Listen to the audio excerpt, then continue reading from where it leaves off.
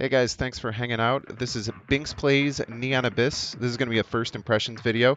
What's really cool is this is the first video I'm ever putting out on YouTube. So I'm going to be putting out a new video every single day at 5 o'clock Central Standard Time. Right now I have been playing Spelunky, so I have some Spelunky videos that are going to come out, but this one is just a first impression video on Neon Abyss. So a little bit about Neon Abyss. It just came out on July 14th. You can get it for $20 on Steam. American. So Neon Abyss is a frantic roguelite action platformer. You run and gun into the abyss. It kind of talks about how it has unlimited item synergies, and it's a classic roguelite. So roguelites have progression to an extent, so you get some power-ups every time you win, as well as it's procedurally generated. So every single time you go through, it's gonna go first. So how much have I played so far? I played through the tutorial, and then I played one run after that. So I'm still trying to get to the first quote-unquote win of the game, where you have to get through 5 levels. It looks like every time you keep playing it, there's more levels that get added, and it gets a little bit harder until you finally find the end. So first thing that they have in here is just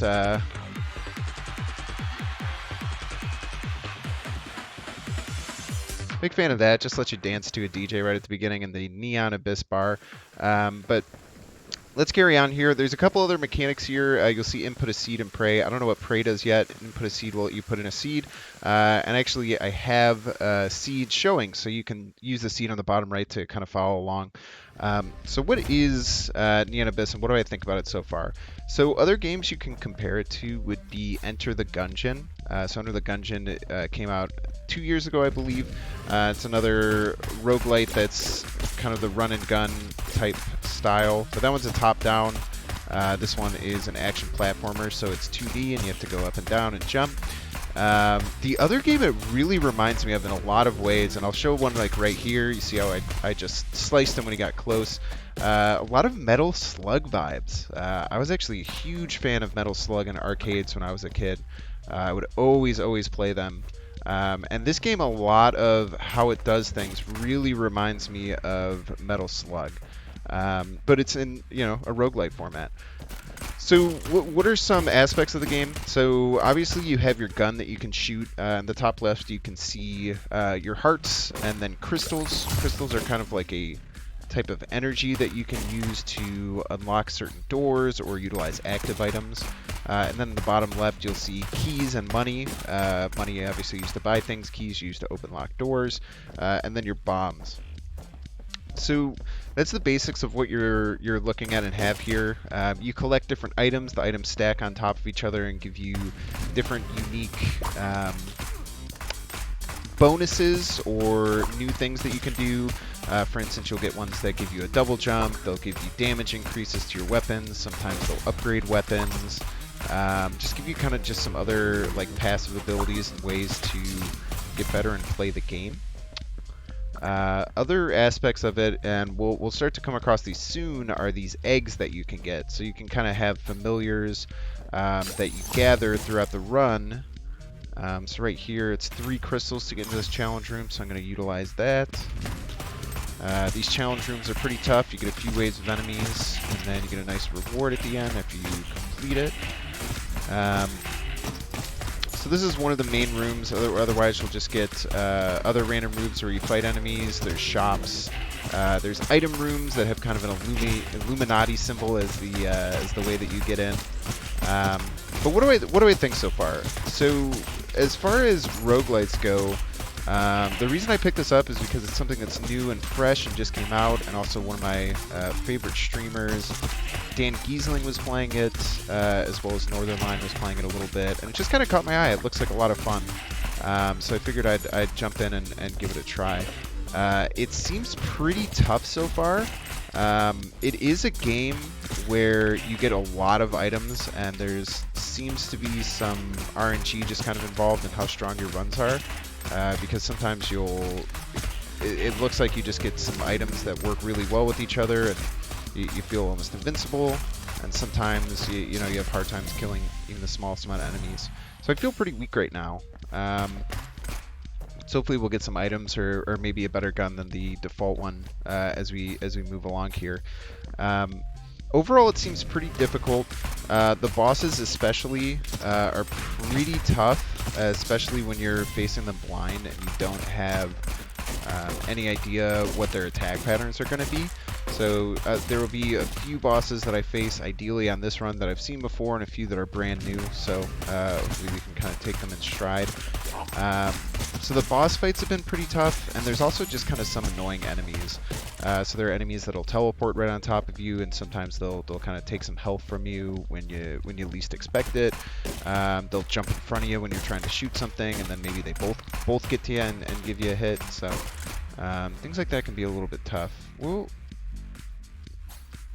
does it look like we can get over there? And if we can... No, it doesn't look like we can get over there. There's no fall damage from what I've seen so far, so you can just kind of jump from the top without needing anything. So you'll see stuff like this a lot, needing to use bombs to get into places.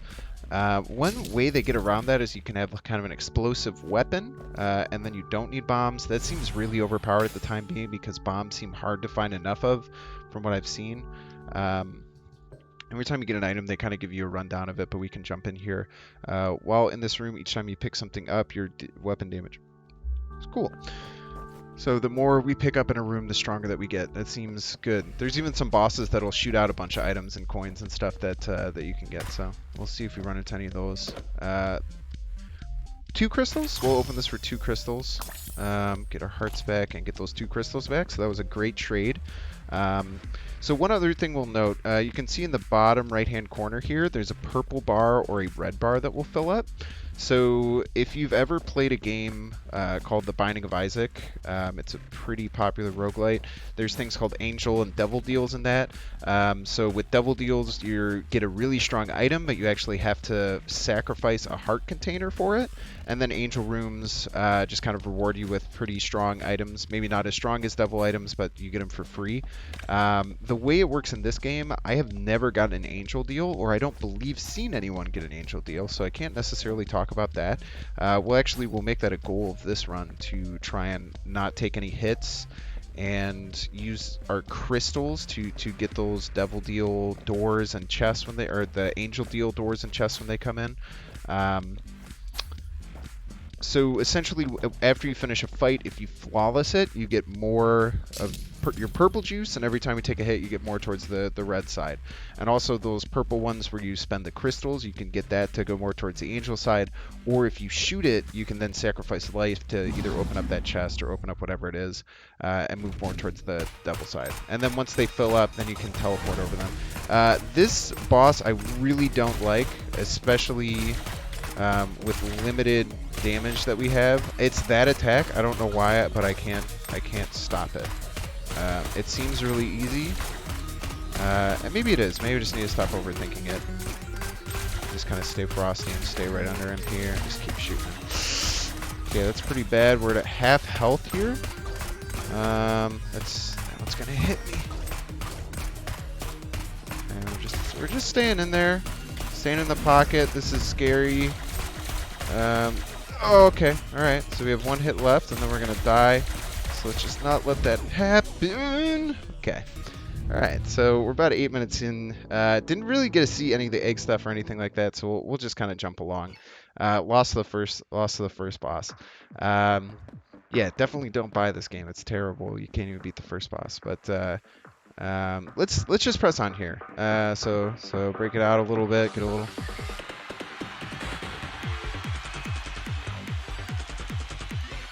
Moving on. Let's just jump back in here. So I've gotten to the last level the other 2 times, and that time I just lost to the first boss. That guy, he's the reason I died recently as well. So I think he's just a stronger boss that maybe I have to get better at. So we're gonna get some eggs right off the bat here. That's good. Justice will be dispensed in 3, 2, 1. So. Okay, that's pretty interesting. So you fire regularly, and then when it charges up, then it shoots a long blast too. You can kind of hold that out for a while. It does does kind of hold you in one direction. I don't know if I like this.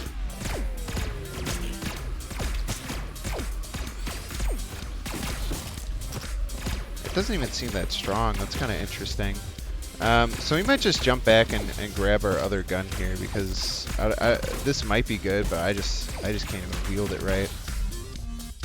I wonder if it's supposed to be like that or I'm just doing something wrong. Because it doesn't let me move it once it shoots out that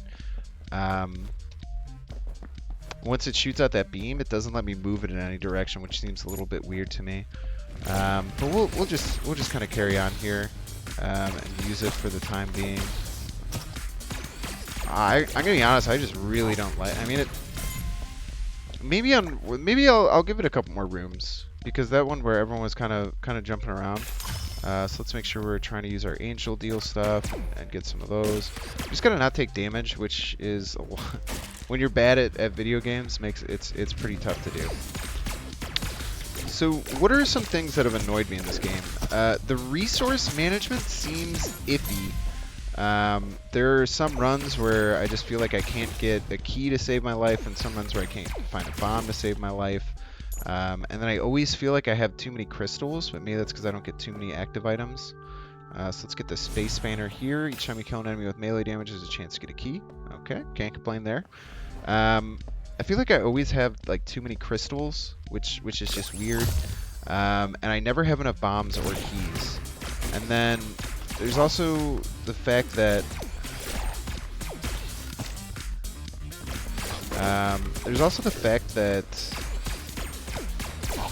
you can get like an explosive weapon that'll take out walls and stuff, but if you don't have that, then you just have to wait to get grenades, and you might just not have it. I really hate this gun. I like used to kind of hate it. I don't even know how to utilize it properly. It just seems so weird, like in a game like this. Are you telling me that even though my head goes through them, I can't pick up those coins just because my feet don't get to them? That's a little frustrating. So resource management in this game seems a little bit weird. I'm just gonna run all the way back for my gun because I think I'm gonna die if I don't do that. Because I've lost so much damage just because I think I'm shooting something and I'm just poking him over and over again with my gun. Where was my gun?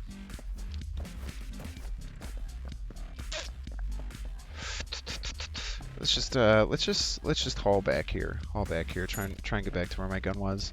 I think it was just before this room. So resource management seems a little bit interesting in the game. You know, there's plenty of reasons why I might just not be doing it right and not saving things for the right time. But you know, at the end of the day, it's tough, and you want it to feel good. You want the game to just kind of feel like things are working properly, right?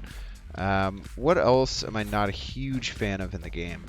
The enemies seem a little uninspired. Sorry if you don't agree with me on that, but just from what I was seeing, the enemies just kind of feel meh. When you take them on, you know, there's nothing super special about them. The bosses, on the other hand, their artwork is incredible. And they all have kind of cool, like, pop culture references and different things like that. The overall artwork in the game, I think, is really interesting. Just kind of the bullet hell aspect of it. You look at a lot of the background elements, and they're really, really cool. There's some liveliness to them, even though it's all pixel art. But I just think the enemies themselves are a little uninspired. They just kind of look like... I don't know. They kind of look like Mega Man-y type enemies almost. I don't really know how to describe them right. They just seem like Mega Man-y and nothing's like really pops out. And then the teleporting enemies, I already kind of mentioned. I don't love teleporting enemies because it feels kind of like unfair and unfun when you face teleporting enemies, in my opinion. Because you know, at the end of the day, you get to one of these enemies and you know, you're running around and then they just land on top of you, so you don't see them. There's no like visual cue for the fact that something bad's gonna happen, and then they just hit you. So these guys I've faced before. They're these floating heads. They're gonna drop these like mines, and gotta not stay right under them, otherwise they're gonna puke these on me. Okay. And then you kind of have to take out multiple. Okay, we're gonna run this back one more time. I don't know if it's just this game. Like talking a little bit more has been hurting, but I got way further before I started recording and talking about it. I promise. But I really do want to try and get to the end here, or at least kind of explore some of the other dynamics of the game. So I mentioned some things that I don't necessarily like. Some of the enemies are a little bit annoying. The resource management is a little bit weird. And some of the enemies are a little bit uninspired from what I'm seeing. What do I like about this game? The synergies seem to work really well across just about every item that you'll get, and they can interact with a lot of different guns. So that's kind of why they were touting like unlimited item synergies, it seems like, from their title card of what they do or what they're trying to kind of show off with the game. So that's cool. And I threw a bomb there. The bomb didn't even blow it up, but it did hurt me, so that's good. We'll jump into the challenge room here and try and take this one out. So I think I'm going to keep playing this game, after this video and try and get a little bit better. As far as making videos on it, I'm not really sure. This game, as far as its difficulty, reminds me a lot of Enter the Gungeon. Enter the Gungeon, some people found that game to be not very hard at all. I found the game to be excruciatingly hard, and I would always take damage all the time. I actually put in some time to try and get okay at the game, and I could never even get close to beating it, which is hard. Right now, if you watch every day at 5 Central Time starting tomorrow, you'll see kind of my journey through trying to play through Spelunky and beat it. But I understand that it's just hard to beat a lot of these games, and it just takes the effort in a lot of ways. But it's just it's rough. It's rough, when there's no light on the other end of the tunnel, so to speak. And that's the hardest thing I think with playing a game like this is where Party Popper. So this makes my bombs pretty strong, and I have a ridiculous amount of bombs. See, this is what I was kind of mentioning with like resource management that's weirded me out a little bit, is because some games I'll get in and I just feel like I have all the resources I could ever imagine, and maybe it's just a roll of the dice that other games it's just not like that at all. It seems like it seems like I'm just scrounging for every resource I could ever ask. But again, I'm clearly really bad at this game, so that could be the case too. I would like to show off some more eggs too, because the eggs seem like a very, very cool aspect of it. The very first time I played, I think I had 10 eggs trailing behind me, and they were all hatching and giving me all this cool stuff. Now I'm running through it in front of a bunch of people, and let's go back and get that Illuminati room. Because I don't know what it was helping it, but there shouldn't be anything that would be in its way that we can't break down. Or get in the way of. We're also going to throw another bomb at that. Every time. I don't know what I'm doing. I don't know what I should be thinking about. Okay, so we got an egg here. Another egg here. Another bomb. I feel like those chests, the bomb chests, are worth it. You'd think, like, with bombs being somewhat scarce like they usually are. Okay, well maybe I should have had this. So I don't want to take any environmental damage. So I'm going to guess that means crates exploding, spikes. Probably means spikes. That would be included in environmental damage, or at least you'd think it would be. So we get protection from spikes. Get protection from our own bombs. That has been the biggest thing that we seem to be hurting ourselves with. I don't know what this thing is in the top right. I've seen this icon here a lot, and I don't know if it's building up to something or counting something or what's going on there.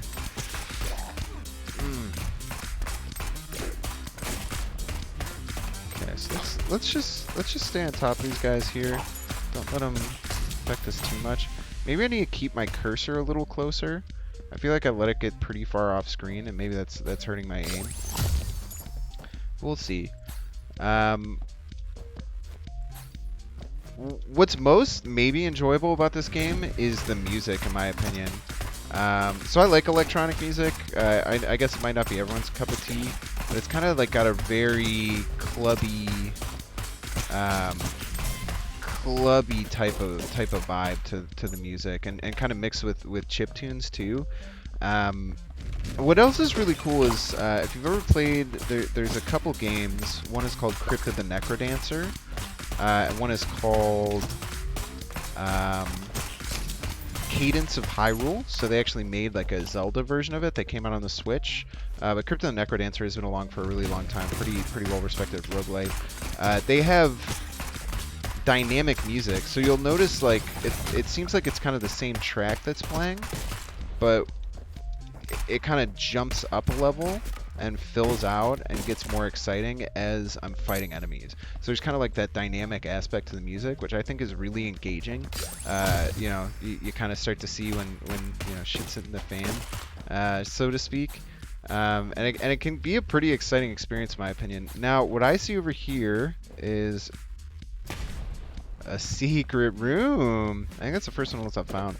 And I think I'm going to start blowing up those whenever I get the chance, because almost every time I've blown one of those up, it's come with a bomb in it. So I pay a bomb. So that Gatling gun is pretty cool. I've seen someone use it and it seems okay. It's kind of slow to get started. It kind of reminds me, I suppose, a little bit of the gun that I had on the previous run, where it was okay, good jump there. Good jump there. Just kind of keep these guys off you. Get some space. Alright, not too bad. I have no idea what I was... oh, it reminds me of the gun where it was shooting and then it would shoot the laser and then you couldn't move the laser. I didn't really like that gun, so I don't think I'm going to like the Gatling gun either. So I don't think we're going to save for that. But let's press on here. Let's try and get to a teleporter and check out the end of the level. So we'll just actually jump back over here, jump on this teleporter, and get to where we need to go. So there's a couple more rooms we can check out before we face the boss. Hopefully we don't get KO'd by the boss again this time. We can actually get... I swear. The bomb physics are actually maybe the thing that I dislike most about the game, and I'll talk about how it works. So, anytime you're shooting your gun, you're like shooting this around. When you shoot bombs, it goes in a set direction and angle in the direction that you're facing based on where you moved. So I could be moving this way and then stop, and then, without shooting, like face this way, and then hit F, and it's going to shoot. See, I'll think over here. I'm like, oh, I'm shooting over here. I'll hit F. It'll throw the grenade that way. So I really dislike that. I don't know how they would fix it or what they should really do to fix it, but I really think that they should look into how the bombs are thrown. So I have not faced this boss before. It looks to be a wheel, and a wheel that I can't jump over. So it looks like I'm going to have to be... I have no idea how I'm going to beat this boss. Please don't go the other way. Please reverse direction. Don't reverse direction. I don't... Oh, okay. So if I hold space, I can... Okay, let's stay on top of him. Let's try not to die in the first round again. Okay. Man, I died on the first round again. So I'll just kind of go over my overall thoughts. I think it's a really good game for $20. Seems to be fully replayable. Seems to be multiple levels that you can get through before you actually reach the final boss. So you'll get to an ending, and then it'll kind of expand a little bit further. If you like games like Gungeon, or if you played Metal Slug before, you'll probably like it. Just get ready for it to be difficult, because it's not something where it seems easy to beat your first few times. It's very roll heavy, but overall, Art design I think is really good. Overall music design I think is fantastic. Seems like a lot of fun and there's a lot of polish to it. Overall I think that there's some slight mechanics that they can get better, but I definitely think it'd be worth $20, especially if you can put a few dozen hours into it. I think that would be great. So thanks for watching. Like I said, this is my very first video that I'm putting out on this channel. Expect a new video every single day at 5 p.m. Central Standard Time moving forward, and then some extra stuff kind of thrown in the way. So thanks for hanging out, guys. My name's Binks, and